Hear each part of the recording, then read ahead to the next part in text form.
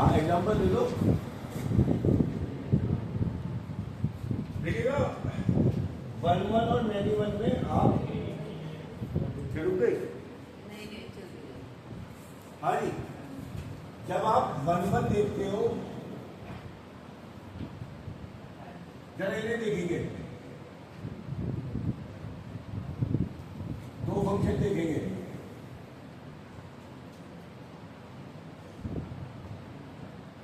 ध्यान से देखिएगा, ये भी 1 1 है। जब आप 1 1 और मैनी 1 देखते हैं तो इसको देखते हैं, लेफ्ट वाले सेट को। ऑन टू और इनटू के लिए आप राइट वाले सेट को देखेंगे। पहली बार डेफिनेशन में लिखवाया है, जब ईच एलिमेंट ऑफ कोडोमेन, ये डोमेन कहलाते हैं, ये कोडोमेन कहलाते हैं।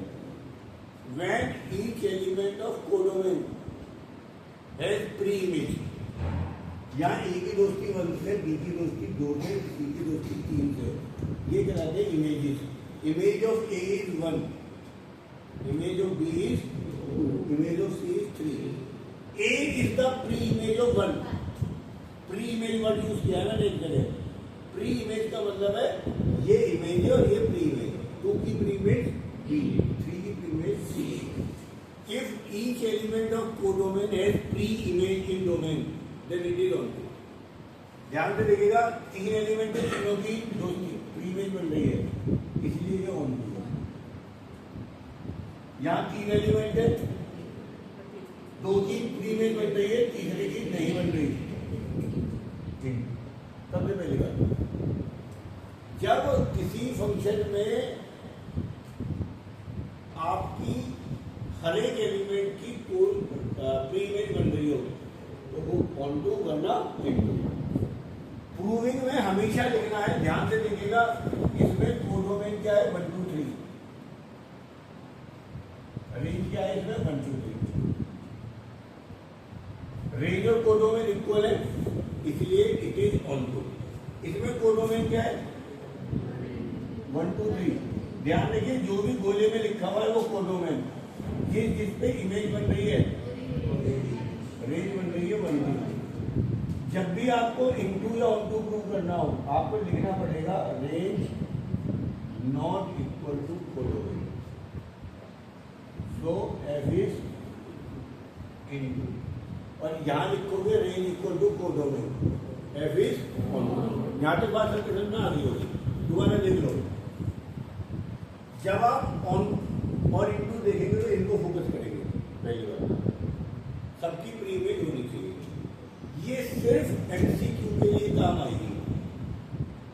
3 मार्क्स में और 4 मार्क्स में और 5 मार्क्स में आपके पास क्या आएगा, प्रूविंग। और प्रूविंग किसकी आएगी, अलजेब्रा की। प्रूविंग किसकी आएगी, अलजेब्रा की।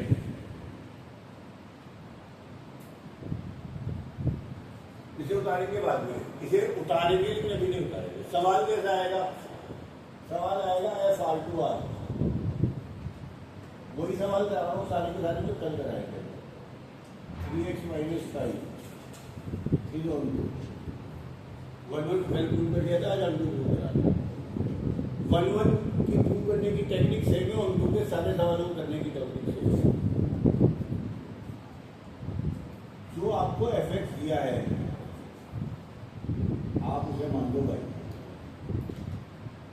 3x बराबर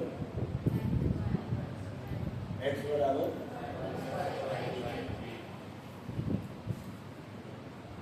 जहां x बिलोंग टू डोमेन और y बिलोंग टू, आपको फंक्शन बनाना है ऐसा। जितने भी सवाल करेंगे सब में x का फंक्शन y में बना लो, 2 लाइन लिख दें। अब अगर ये ऑन टू है तो 2 लाइन फिक्स करके सवाल खत्म। कोई एग्जाम्पल नहीं, कोई थ्योरी नहीं, 1 2 लाइन लिखवा रहा हूँ, सबने चेक किया।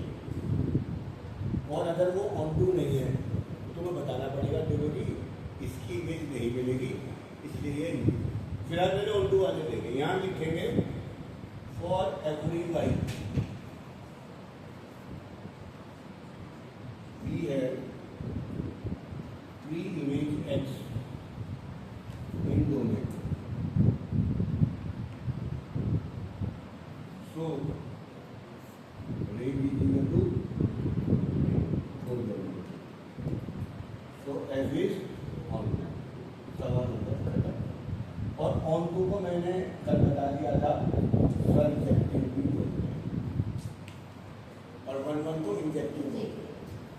और जो फंक्शन 1 1 भी होता है और ऑन टू भी होता है उसे बाइजेक्टिव बोलते हैं। जब भी वो कहे प्रूव करो बाइजेक्टिव है, इसमें मतलब कुछ नहीं करना, उसे 1 1 और ऑन टू दोनों प्रूव करते हैं। तो बाइजेक्टिव को कभी कुछ नई चीज नहीं है। अगर वो कह रहा प्रूव करो इनवर्टेबल फंक्शन है तो भी 1 1 ऑन टू प्रूव करना है। तो आपको केवल दो ही चीजें सीखनी है, 1 1 और ऑन टू। 1 1 कल सीख लिया तो ऑन टू आज सीख लिया, दोबारा देख लो। ये तो कंसेप्ट बताया था, ये आगे चलकर दोबारा डिस्कस करेंगे चैप्टर खत्म होने के बाद। प्रूविंग में लास्ट लाइन हमेशा ही होगी, हमेशा, और पहली लाइन हमेशा ही होगी एक्स का फंक्शन वाई में, और ये लाइन लिखनी है। दूसरा सवाल देखते हैं, वीडियो में आ रहा है क्या? F R to R f x बराबर 3x - 1 x + 2। कल ऐसा एक सवाल करा था हमने, क्या करना है? इसे वाई मान करना है, ये 3x - 1 बराबर xy + 2। 3x - xy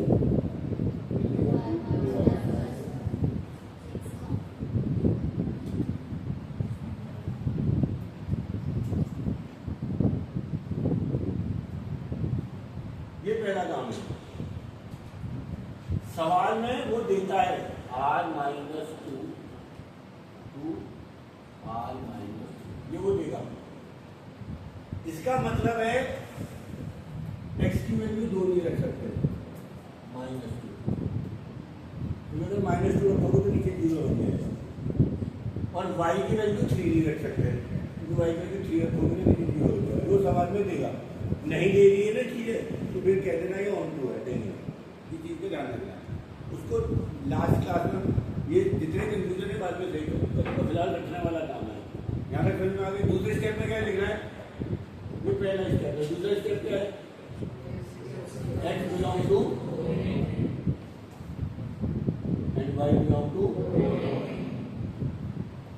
तीसरे स्टेप में क्या करना है? सेम लाइन चेपनी है हर सवाल में। For every y, we have pre-image x in domain. So range is equal to codomain. Examiner को ये लाइन लिखनी चाहिए। तुमने कितना भी सुंदर अच्छा लिखा हो, अगर range is equal to codomain नहीं लिख रहा तो नंबर काटेगा। ऑन टू में कंडीशन ही लिखा हुआ दिखाई देना चाहिए, इसे आप अलग लाइन में लिखेगा। यहाँ तो मेरे पास जगह नहीं थी, तो शो के बाद नीचे लाइन में बस एक लाइन में यही लिखा होना चाहिए, range is equal to codomain. तो function is onto. Onto के प्रूविंग बहुत आसान है, ऑन टू की प्रूविंग बहुत आसान है। दिमाग की वैसे तो 1 1 की भी फंक्शन इजी थी, ऑन टू की भी इजी है। फंक्शन बनाना है, ये काम करना है, ये लाइन आपको याद रखनी चाहिए। जल्दी से उतारो, बहुत जल्दी। आज क्लास छुट्टी है, आज क्लासेस को हम, हाँ जी इधर देखिएगा। ऑन टू के लिए क्या करना है भाई, बोलो आगे। x - 2 बराबर xy - x की क्या लेंगे?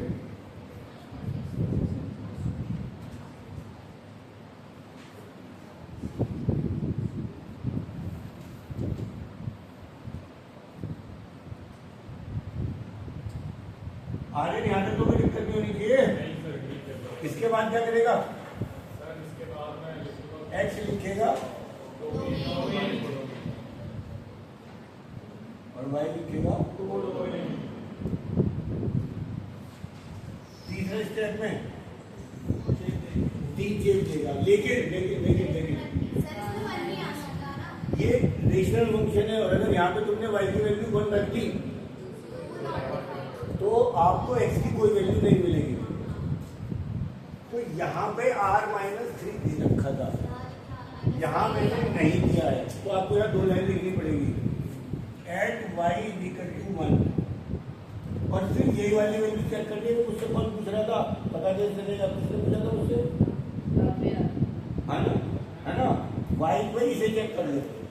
Eight y = 1, we have no pre-image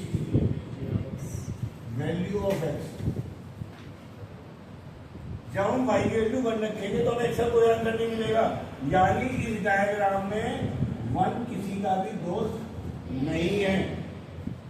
so range not equal to f is सही। उतारने वाले में दो सवाल और डिफरेंस करते हैं। 99% में या तो ये सवाल आएगा इस टाइप का, या रूट का सवाल आएगा, ये 5 नंबर में आएगा, ये 3 नंबर में आएगा। आप एक्सरसाइज देखेंगे, बोर्ड की एक्सरसाइज देखेंगे, सब में एक ही कंसेप्ट है। अपॉन वाले सवाल, अपॉन में 2 तरीके के सवाल, या तो ऑन-टू होगा या इन-टू होगा। इसको देखो क्या करोगे, हाँ भाई आगे खड़ा हो जा, तो वो बता जा रहा है सर इसको y इक्वल मान लेते हैं। मान लिया सर फिर उसके टर्म्स में लिख लो। लिख ले, लिखो। अच्छा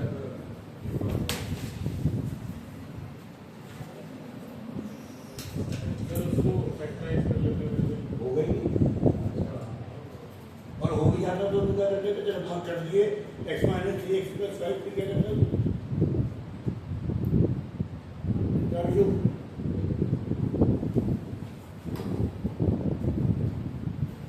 क्या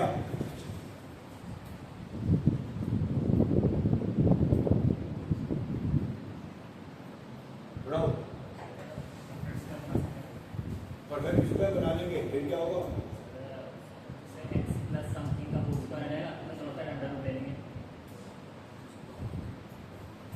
परफेक्ट स्क्वायर बराबर है तो दोनों तरफ का, या एक तरीका और है, हम जनरली यहाँ पे कहते ही वाला काम कर रहे हैं।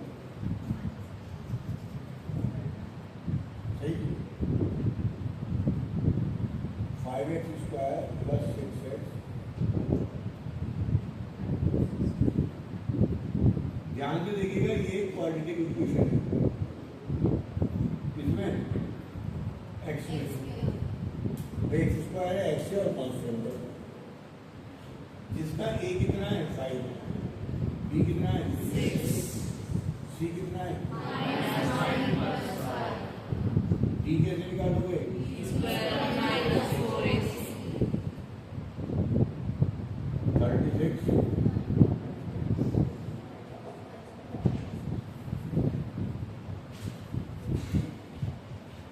ये आ जाएगा 36 प्लस 20, सही, ये आपके पास आ जाएगा, ठीक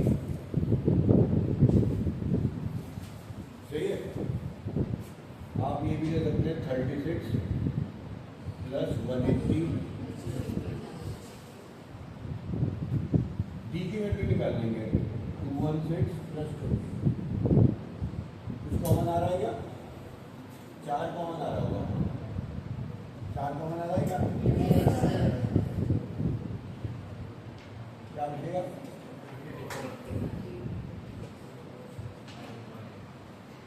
ये डी की वैल्यू निकालिए आपने।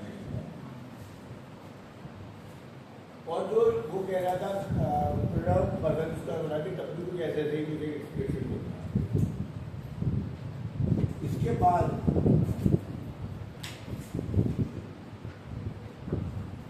आप लगा दीजिए भाई क्वाड्रेटिक फार्मूला, x बराबर minus b plus minus b upon b कितना है, रूट बी कितना है 454 प्लस, सही। अगर वो सही है कुछ गलती होगी तो बाद में देख लेंगे, गलत तरीका देखिए, अपॉन 2 है, ये कितना है, मैंने ध्यान से देखिएगा फंक्शन बना दिया आपका, ये मैंने आपका फंक्शन बना दिया,